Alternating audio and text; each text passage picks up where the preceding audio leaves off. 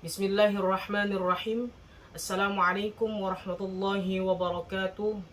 Salam sejahtera bagi kita semua. Om Swastiastu, Namo Buddhaya, salam kebajikan. Yang kami hormati Ketua, para Wakil Ketua, dan para anggota Dewan Perwakilan Rakyat Republik Indonesia. Pertama-tama, marilah kita panjatkan puji syukur kita kehadirat Tuhan Yang Maha Kuasa atas rahmat dan karunia-Nya. Kita masih diberikan kesempatan untuk bertatap muka dan menjalankan tugas kenegaraan dan amanat konstitusi untuk menyampaikan karangan ekonomi makro dan pokok-pokok kebijakan fiskal KEM PPKF 2023. Masih dalam suasana bulan Syawal, izinkan kami mengucapkan selamat Hari Raya Idul Fitri 1443 Hijriah. Mohon maaf lahir dan batin kepada Ibu Ketua dan segenap pimpinan serta seluruh anggota Dewan Perwakilan Rakyat yang kami hormati. Setelah lebih dari 2 tahun dihantam pandemi COVID-19, alhamdulillah saat ini Indonesia mampu mengendalikan berkat kerjasama, kedisiplinan, sinergi dan gotong royong seluruh komponen bangsa. Dengan rendahnya kasus COVID-19 dan akselerasi program vaksinasi yang mencapai 61,5% dosis kedua dan bahkan vaksin tambahan booster, serta penerapan protokol kesehatan, alhamdulillah tahun ini lebih dari 84 juta masyarakat dapat kembali menjalankan mudik di Hari Raya Idul Fitri untuk berlebaran dan berkumpul dengan sanak saudara tercinta. Mobilitas masyarakat yang begitu masif di tengah pandemi yang belum berakhir mampu kita kelola secara relatif lancar, aman, selamat, dan semarak. Hal ini tentu mampu merekatkan kembali dan mempertebal tali sosial, sekaligus menggerakkan dan pemulihan ekonomi Indonesia. Ini suatu pencapaian yang tidak gampang dan tidak boleh kita pungkiri. Serta ini masih banyak negara bergulat dengan COVID-19 dan banyak negara yang masih berjuang memulihkan ekonomi. Bahkan ada yang tengah menghadapi krisis ekonomi dan keuangan yang kompleks. Maka niat nama mana lagi yang kamu dustakan? Ibu, Bapak, pimpinan dan anggota dewan yang kami muliakan, pemulihan ekonomi Indonesia yang cukup kuat yang kita juga bersama dan pengendalian pandemi COVID-19 secara efektif tidak mungkin terjadi dengan sendirinya. Ini merupakan hasil kerja keras dari berbagai upaya luar biasa dari kita bersama, pemerintah dan DPR, serta segenap unsur masyarakat, akademisi dan para ahli serta dunia usaha. Sejak awal pandemi bulan Maret 2020, kebijakan ekonomi makro dan kebijakan fiskal memainkan peran yang sangat penting dalam menangani guncangan hebat akibat pandemi dan dampaknya yang multidinamis, kompleks, dan luar biasa. Langkah-langkah darurat dan ekstraordinari kebijakan ekonomi makro dan fiskal dilakukan secara terorganisir, sistematis untuk tujuan. Pertama, menyelamatkan jiwa dari ancaman COVID-19 dengan kenaikan dukungan anggaran sangat besar untuk penguatan sarana, prasarana kesehatan, penanganan pasien, obat-obatan, pemberian insentif tenaga kesehatan, termasuk pengadaan vaksin. Kedua, memberikan tambahan secara masif dan signifikan bantalan sosial untuk melindungi masyarakat dari merosotnya daya beli akibat kehilangan pekerjaan dan terhentinya aktivitas ekonomi yang meluas. Ketiga, mendukung dan melindungi dunia usaha terutama usaha mikro, kecil dan menengah UMKM dari tekanan kebangkrutan akibat pandemi. Keempat, menjaga stabilitas sistem keuangan dari ancaman efek domino akibat kontraksi dan perlemahan ekonomi. Pemerintah mengeluarkan Perpu nomor 1 tahun 2020 yang telah disetujui dan disahkan oleh Ibu Bapak anggota DPR menjadi Undang-Undang nomor 2 tahun 2020 yang memberikan landasan hukum yang kuat agar pemerintah dapat lebih fleksibel, responsif, dan antisipatif dalam penanganan pandemi COVID-19 yang sangat diwarnai dengan ketidakpastian kebijakan ekonomi makro. Kebijakan fiskal di masa pandemi ditunjukkan untuk countercyclical dan menahan guncangan shocks observer untuk menangani merosotnya sisi pemerintah aggregate demand maupun sisi supply. Kebijakan fiskal bekerja sangat keras sebagai instrumen utama yang paling depan menangani potensi katastrofi krisis ekonomi dan keuangan. Sebagai konsekuensi, batas atas defisit APBN diizinkan melebihi 3% PDB untuk 3 tahun, yaitu 2020, 2021, dan 2022. Kebijakan fiskal APBN tidak mungkin bekerja sendiri menghadapi tantangan ekonomi yang multidinamis. Diperlukan bauran kebijakan dan sinergi yang kuat dengan Otoritas Moneter Bank Indonesia (BI), Otoritas Jasa Keuangan (OJK), dan Lembaga Penjamin Simpanan (LPS) dalam Forum Komite Stabilitas Sistem Keuangan (KSSK). OJK telah berperan dalam menjaga kesinambungan stabilitas sistem keuangan sekaligus memberikan bantalan kepada dunia usaha melalui program repatriasi kredit serta kebijakan strategi lainnya sejak awal pandemi. Sementara Bank Indonesia juga mengambil peran penting dalam mendukung pemulihan ekonomi melalui kebijakan dan akomodatif serta menjaga agar pesan SBN tetap kondusif. Dukungan skema bundle sharing baik sebagai standby buyer pada setiap lelang maupun bersama-sama mendukung pembiayaan kebijakan fundamental terbukti ampuh dalam menjaga stabilitas pasar SBN di masa pandemi. Dengan respon dan koordinasi kebijakan yang cepat, masif, dan kompresif, didukung anggaran kebijakan fiskal yang memadai, pandemi dapat tertangani secara efektif dan pemulihan ekonomi mulai berjalan secara merata, baik sisi produksi dan sektoral, daerah, dan dari komponen pemerintahan antara konsumsi, investasi, dan ekspor.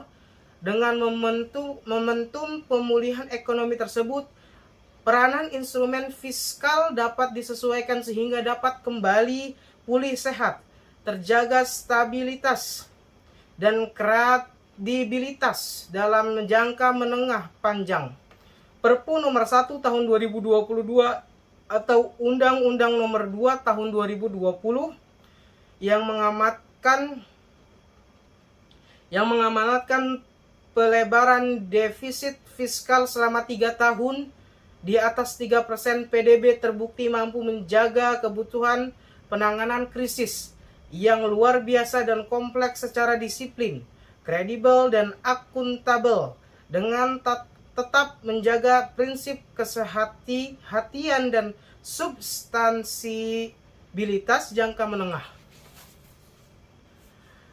Pemulihan ekonomi menunjukkan tren menguat setelah mampu menjaga pertumbuhan positif 3,7% di tahun 2021 meski dihantam gelombang COVID-19 varian Delta. Pemulihan ekonomi berlanjut di triwulan 1 2022 dengan pertumbuhan mencapai 5,01%. Melonjaknya varian Omicron tidak terlalu berdampak pada proses pemulihan ekonomi nasional. Ini hasil nyata dari akselerasi vaksinasi dan kekebalan alami yang tumbuh di masyarakat. Konsumsi dan investasi terus menunjukkan tren peningkatan, disertai pemulihan yang kuat di hampir semua sektor ekonomi termasuk transportasi, akomodasi, dan konstruksi. Selain dua sektor utama yaitu manufaktur dan perdagangan, indikator PMI manufaktur Indonesia pada April 2022 masih terus ekspansi pada level 51,9. Sementara itu, kenaikan harga komoditas global mampu mendorong peningkatan surplus neraca perdagangan Indonesia secara kumulatif pada triwulan 1 2022. Neraca perdagangan tercatat surplus sebesar 9,3 miliar US dollar pada April 2022. Surplus neraca perdagangan Indonesia mencapai 7,6 miliar US dollar, rekor tertinggi surplus bulan dalam sejarah. Neraca transaksi berjalan tahun 2022 diperkirakan akan lebih baik dibandingkan tahun 2021. Peningkatan kualitas pemulihan ekonomi juga terlihat dengan membaiknya kondisi ketenagakerjaan serta tingkat kemiskinan. Tingkat pengangguran terbuka (TPT) turun mendekati level pra-pandemi menjadi 5,83% pada Februari 2022 dari 6,26% pada Februari 2021. Sementara angka kemiskinan nasional juga konsisten menurun dari sebelumnya 10,1% di tahun 2020 kembali menjadi single digit 9,7% di tahun 2021. Pimpinan dan para anggota dewan yang terhormat, proses pemulihan ekonomi nasional yang menguat tentu patut kita syukuri. Namun ini tidak menyebabkan kita cepat berpuas diri. Tantangan dan risiko baru telah muncul dari faktor global baik dari sisi geopolitik, ekonomi, dan keuangan yang sangat kompleks dan dinamis harus segera kita antisipasi dan kelola. Dalam World Economic Outlook April, IMF memproyeksikan melambatnya pertumbuhan ekonomi global tahun 2022 pada tingkat 3,6%, turun signifikan 0,8 poin persen dari proyeksi di Januari 2022. Selain pandemi COVID-19 yang belum sepenuhnya selesai, ada dua tantangan besar lain yang perlu kita waspadai dan antisipasi, yaitu lonjakan inflasi global terutama akibat perang Rusia-Ukraina dan percepatan pengetatan kebijakan moneter global khususnya di Amerika Serikat. Perang Rusia-Ukraina juga telah menyebabkan disrupsi sisi produksi supply yang sangat besar sehingga mendorong kenaikan ekstrim tinggi harga komoditas global. Harga minyak mentah terus-menerus berada pada kisaran 100 US dollar per barel sejak awal tahun. Harga gas alam naik 127%, batu bara naik 137,3%, CPO naik 26,1%, gandum naik 56,5%, dan jagung naik 34,3%. Secara indeks, harga pangan dunia telah mengalami kenaikan 145,0% dibandingkan situasi awal 2020. Tingkat inflasi di Amerika Serikat yang sangat tinggi yaitu 8,4%, tertinggi dalam 40 tahun terakhir, menjadi ancaman nyata bagi pemulihan ekonomi Amerika Serikat dan bahkan ancaman dunia. Bank Sentral Amerika Serikat, The Fed, akan melakukan percepatan pengetatan moneter Saat ini kenaikan suku bunga acuan diperkirakan dapat terjadi hingga 7 kali di tahun 2022 dan berpotensi diikuti dengan konteksi balance sheet yang menyebabkan lebih ketatnya kondisi likuiditas global. Sementara itu, sejak awal 2021 sampai dengan Maret 2022, sejumlah negara berkembang G20 seperti Brazil, Meksiko, dan Afrika Selatan telah menaikkan suku bunga acuannya secara sangat signifikan.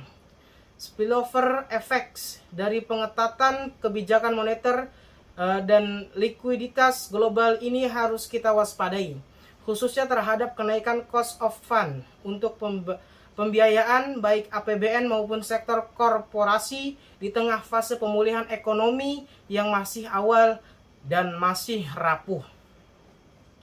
Pergegasan resiko tentang inflasi dan pengetatan moneter ini menimbulkan situasi pilihan kebijakan polisi trade-off yang sangat sulit yang dihadapi oleh semua negara di dunia. Pilihan kebijakan tersebut adalah apakah segera mengembalikan stabilitas harga, mengendalikan inflasi, yang berarti pengetatan moneter dan fiskal yang akan memberikan dampak negatif terhadap pertumbuhan, atau tetap mendukung akselerasi pemulihan ekonomi setelah terpukul pandemi. Jika tidak terkelola, resiko global akan menggiring kepada kondisi stagflasi, yaitu fenomena inflasi tinggi dan terjadi resesi seperti yang pernah terjadi di Amerika Serikat pada periode awal 1980-an sampai 1990-an. Kondisi stagflasi akan memberikan imbas negatif luar biasa ke seluruh dunia, termasuk terhadap negara-negara berkembang dan emerging market. Perubahan risiko global ini harus menjadi fokus perhatian dan harus kita kelola secara tepat, langkah dan tepat waktu, hati-hati dan efektif. Pilihan kebijakan menjadi sangat sensitif dan tidak mudah. Namun dengan berbekal kebersamaan dan keberhasilan kita semua, pemerintah pusat dan daerah, MPR, DPR, DPD, legislatif, yudikatif, institusi lainnya, masyarakat, akademisi, dan dunia usaha dalam mengelola pandemi yang begitu sulit. Kita berharap dan sekaligus percaya bahwa Indonesia akan mampu menghadapi tantangan baru yang berat, berbeda, dan sangat kompleks ini. Dan mengantisipasi akselerasi resiko global terutama dalam menghadapi 3 potensi krisis: krisis pangan, krisis energi, dan krisis keuangan. Sekretariat Jenderal Perserikatan Bangsa-Bangsa (PBB) bahkan telah membentuk Global Crisis Response Group (GCRG) yang mengidentifikasi 3 potensi krisis tersebut. Krisis seperti ini semua seperti pandemi COVID-19 tidak mungkin diselesaikan secara individual oleh satu negara manapun. Betapa pun superpower posisi mereka, kerjasama global menjadi keharusan. Indonesia terpilih menjadi bagian dari 6 negara-negara kompion GCRG tersebut, dan tentunya kesempatan ini dapat dimanfaatkan dengan optimal untuk mengurus agenda-agenda kerjasama global yang juga sangat strategi bagi kepentingan perekonomian domestik. Dalam forum G20, akselerasi risiko ekonomi global yang telah menjadi salah satu fokus perhatian. Presidensi Indonesia mendorong adanya solusi nyata secara kolektif untuk mengatasi berbagai potensi krisis tersebut. Pimpinan dan para anggota dewan yang terhormat, kenaikan harga komoditas global telah berdampak pada naiknya harga-harga di dalam negeri, terutama energi dan pangan. hal ini dapat dilihat pada tekanan inflasi yang mulai meningkat akhir-akhir ini. Meskipun faktor musiman yang yaitu bulan Ramadan dan perayaan Hari Raya Idul Fitri juga turun memberikan andil terhadap kenaikan harga, inflasi April 2022 tercatat 3,5%, lebih tinggi dibandingkan Maret 2022. Bila dibandingkan negara-negara G20 seperti Amerika Serikat 8,3%, Inggris 9,0%, Turki 70,0%, Argentina 58,0%, Brazil 12,1%, dan India 7,8%. Tekanan inflasi di Indonesia masih jauh lebih rendah.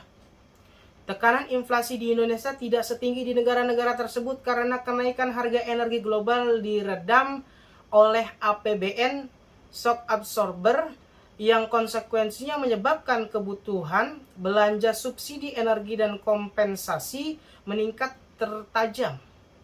Dalam kondisi pemulihan ekonomi dan kesejahteraan yang masih awal dan rapuh, ketersediaan dan keterjangkauan harga energi dan pangan menjadi sangat krusial untuk menjamin daya beli masyarakat dan menjaga keberlanjutan proses pemulihan ekonomi nasional.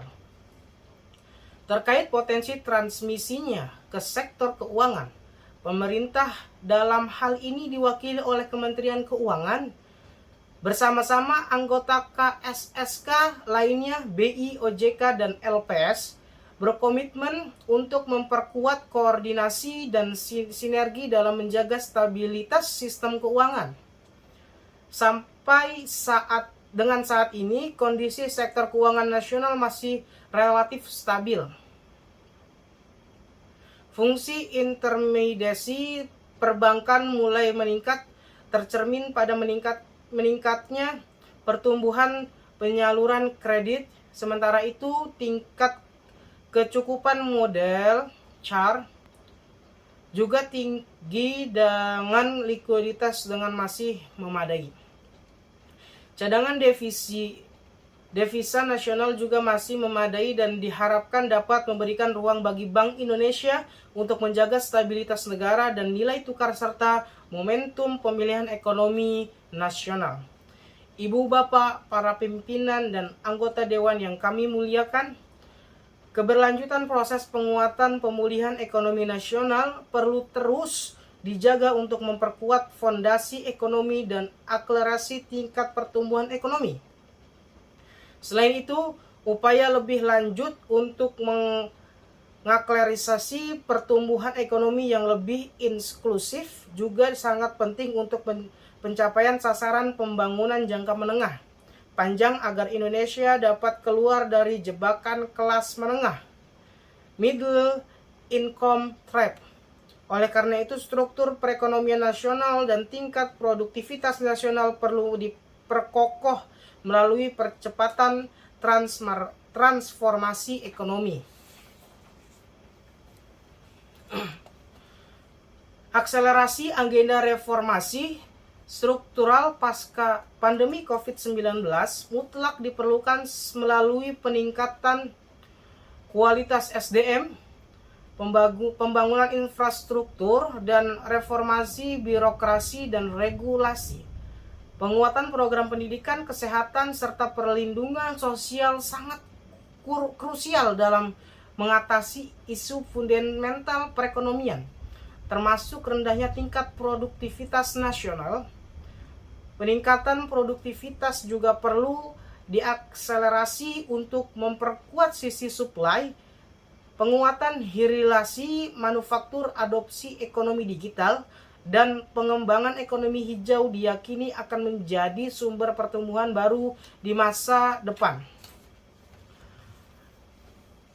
Dorongan kepada keberlanjutan terhadap industri manufaktur akan memacu pengembangan produk-produk dalam negeri yang memiliki nilai tambahan lebih tinggi dan mampu berkompetisi di pasar global. Sementara, pengembangan ekonomi digital akan meningkatkan efisiensi dan produktivitas ekonomi di tengah kecenderungan perubahan pola hidup ke arah new normal. Selain itu, sejalan dengan tujuan mewujudkan net zero emission pada tahun 2060-an atau lebih awal. Pembangunan ekosistem ekonomi yang ramah lingkungan merupakan wujud komitmen kita bersama dalam mengatasi isu perubahan iklim. Potensi besar pengembangan ekonomi hijau yang kita miliki merupakan daya tarik tersendiri bagi investasi dunia di masa depan. Dengan mempertimbangkan berbagai risiko dan potensi pemulihan ekonomi nasional di tahun depan, pemerintah mengusulkan kisaran indikator ekonomi makro dan digunakan sebagai asumsi dasar penyusunan RAPBN 2023 sebagai berikut. Pertumbuhan ekonomi 5,3% hingga 5,9%, inflasi 2% hingga 4%, nilai tukar rupiah 14.300 hingga 14.800 per US dollar. Tingkat suku bunga SBN 10 tahun 7,34% hingga 9,16%. Harga minyak mentah Indonesia 80 sampai 100 per barel US dollar. Lifting minyak bumi 619.000 sampai 680.000 barel per hari, dan lifting gas 1,2 juta hingga 1,11 juta barel setara minyak per hari. Pimpinan dan para anggota dewan yang terhormat, proses pemulihan ekonomi ke depan masih penuh tantangan yang harus direspon dengan kebijakan makro ekonomi dan kebijakan struktural secara tepat. Kenaikan inflasi, biaya bunga, dan pengetatan moneter dunia harus direspon dengan disiplin fiskal dan tepat. Perpu nomor 1 tahun 2020 atau Undang-Undang nomor 2 tahun 2020 telah memberikan landasan yang tepat dan kredibel dengan mengamatkan defisit fiskal menjadi maksimal 3% dan PBD di tahun 2023. Upaya konsolidasi fiskal di tahun 2023 disertai dengan reformasi fiskal yang komprehensif dan sisi pendapatan, perbaikan belanja spender better, dan mendorong pembiayaan produktif dan inovatif. APBN yang sehat menjadi modal yang kokoh untuk terus mendukung pembangunan dan perbaikan ekonomi. Kebijakan fiskal tahun 2023 didesain agar mampu memproses dinamika perekonomian, menjawab tantangan, dan mendukung pencapaian target pembangunan secara optimal, selaras, dan hal tersebut maka tempat kebijakan fiskal tahun 2023 difokuskan pada peningkatan produktivitas untuk transformasi ekonomi yang inklusif dan berkelanjutan. Tema kebijakan fiskal tersebut selaras dengan tema rancangan kerja pemerintah RKP tahun 2023. Berdasarkan tema kebijakan fiskal tahun 2023 tersebut, strategi yang ditempuh pemerintah adalah: pertama, memfokuskan anggaran untuk penguatan kualitas SDM, akselerasi pembangunan infrastruktur, reformasi birokrasi dan regulasi, revitalisasi industri, dan mendorong pembangunan ekonomi hijau.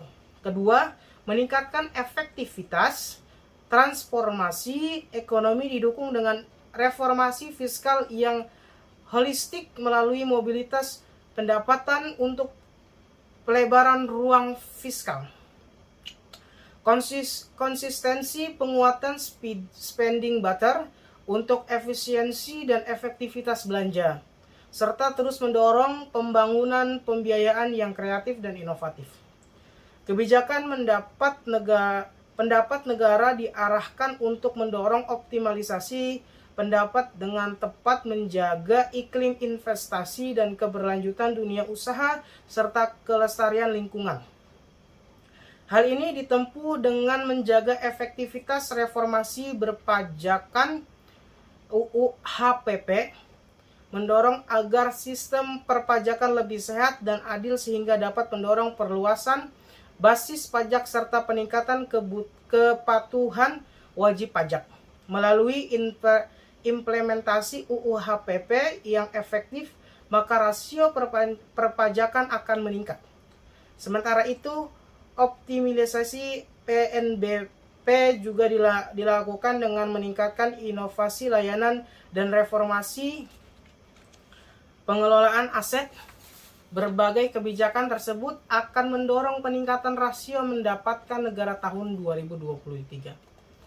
Kebijakan belanja negara diarahkan untuk menghasilkan outcome untuk berkualitas, memberi manfaat yang nyata bagi masyarakat dan perekonomian serta dapat mendorong kondisi ke arah yang lebih baik. Sejalan dengan hal tersebut, maka penguatan spending better secara konsisten akan dilakukan. Belanja negara bukan hanya diarahkan untuk mendorong pertumbuhan ekonomi semata, tetapi juga untuk melakukan pemerataan pembangunan, pengentasan kemiskinan, pengurangan kesenjangan, perluasan kesempatan kerja, meningkatkan produktivitas, serta meningkatkan daya beli masyarakat. Untuk itu, kebijakan belanja negara akan difokuskan pada peningkatan kualitas sumber daya manusia, percepatan pembangunan infrastruktur, penguatan implementasi reformasi birokrasi, mendukung revitalisasi industri dan pembangunan ekonomi hijau. Sementara itu, untuk antisipasi ketidakpastian, dibutuhkan strategi mitigasi risiko yang lebih solid dengan mendorong implementasi automatic stabilizer. Sejalan dengan tujuan-tujuan tersebut, pemerintah terus mendorong penguatan spending better menjadi komitmen bersama. Hal ini dilaksanakan melalui penghematan belanja barang, penguatan belanja modal, reformasi belanja pegawai, meningkatkan efektivitas termasuk ketetapan sasaran belanja, bantuan sosial dan subsidi, serta penguatan kualitas transfer ke arah dan dana desa. Pimpinan dan para anggota dewan yang terhormat, sebagai konsekuensi atas kebijakan fiskal yang ekspansi dan terukur, maka postur APBN tahun 2023 masih akan defisit. Namun pengelolaan pembiayaan untuk menutup financing GOP tersebut akan dilakukan secara efisien, hati-hati atau prudent, dan berkelanjutan, sustainable. Defisit dan rasio utang akan tetap dikendalikan dalam batas aman sekaligus mendorong keseimbangan primer yang positif. Kebijakan pembiayaan investasi akan terus dilakukan untuk memperdayakan peran badan usaha milik negara BUMN, Sovereign Wealth Fund SWF, Special Mission Funds SMV, dan Badan Layanan Umum BLU dalam mengakselerasi pembangunan infrastruktur dan meningkatkan akses pembiayaan bagi masyarakat berpenghasilan rendah UMKM dan UMI. Pemerintah terus mendorong serta peran swasta dalam pembiayaan pembangunan melalui karangan kerjasama pemerintahan dan badan usaha KPBU, termasuk penertiban instrumen pembiayaan kreatif lainnya. Melalui akselerasi pemulihan ekonomi, reformasi struktural, dan reformasi fiskal, maka diharapkan kebijakan fiskal 2023 tetap efektif, mendukung pemulihan ekonomi namun tetap sustainable. Hal tersebut akan terefleksi pada pendapatan negara yang meningkat dalam kisaran 11,19% sampai dengan 11,70% PDB. belanja negara mencapai 13,80% sampai dengan 14,60% PDB, serta keseimbangan primer yang memulai bergerak menuju positif di kisaran minus 0,46% sampai dengan minus 0,65% PDB. Selain itu, defisit juga diarahkan kembali di bawah 3% antara minus 2,61% sampai dengan minus 2,90% PDB. Dan rasio utang tetap terkendali dalam batas manageable di kisaran 40,58% sampai dengan 42,42% PDB. Dengan pengelolaan resiko yang sehat disertai dengan efektivitas stimulus kepada transformasi ekonomi dan perbaikan kesejahteraan rakyat, tingkat pengangguran terbuka tahun 2023 dapat ditekan dalam kisaran 5,3% hingga 6,0%, angka kemiskinan dalam rentang 7,5% hingga 8,5%, rasio Gini dalam kisaran 0,375 hingga 0,378, serta indeks pembangunan manusia dalam rentang 73,31 hingga 73,49. Selain itu, nilai tukar petani NTP dan nilai tukar nelayan NTN juga ditingkatkan untuk mencapai kisaran masing-masing 103 sampai dengan 105 dan 106 sampai dengan 107. Pimpinan dan para anggota Dewan yang terhormat, dalam rangka mencapai tujuan pembangunan, kerjasama internasional juga memegang peranan penting dalam proses pengambilan keputusan perekonomian secara global. Presidensi G20 Indonesia tahun ini memegang peranan strategis dalam mengarahkan kebijakan perekonomian global dan mendorong sejumlah agenda strategi internasional, walaupun diharapkan pada situasi geopolitik yang sangat menantang, konferensi tingkat tinggi G20 yang akan dilaksanakan pada bulan November tahun ini menjadi momentum untuk memimpin pemulihan ekonomi global dan mengangkat kepentingan nasional Indonesia dan negara berkembang dan forum multilateral. Peran penting Indonesia di dunia internasional, terutama di kawasan, menjadi semakin strategis dengan kepemimpinan Indonesia sebagai ASEAN Chairmanship tahun 2023.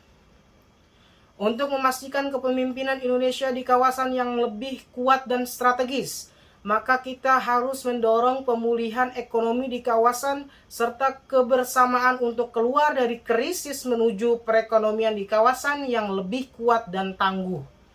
Pimpinan dan para anggota Dewan yang terhormat, demikianlah pengantar dan keterangan pemerintah atas kerangka ekonomi makro dan pokok-pokok kebijakan fiskal tahun 2023 yang telah disusun pemerintah dengan mempertimbangkan dinamika perekonomian, tantangan dan agenda pembangunan. Selanjutnya, pemerintah mengharapkan dukungan, masukan, dan kerjasama seluruh anggota Dewan yang terhormat dalam membahas KEM PPKF tersebut sesuai peraturan perundang-undangan yang berlaku.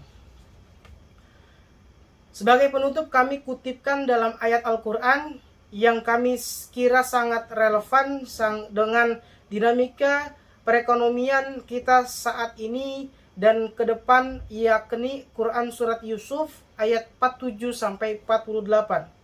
Dia, Yusuf, berkata, agar kamu bercocok tanam 7 tahun berturut-turut sebagaimana biasa. Kemudian apa yang kamu tuai hendaklah kamu biarkan di tangkainya kecuali sedikit untuk kamu makan. Ayat 47, kemudian setelah itu akan datang 7 tahun yang sangat sulit, yang menghabiskan apa yang kamu simpan, dan untuk menghadapinya tahun sulit, kecuali sedikit dari apa bibit gandum yang kamu simpan. Ayat-ayat tersebut memberikan inspirasi kepada kita bahwa suatu keniscayaan jika suatu perekonomian akan menghadapi siklus ekonomi Bisnis Kailan,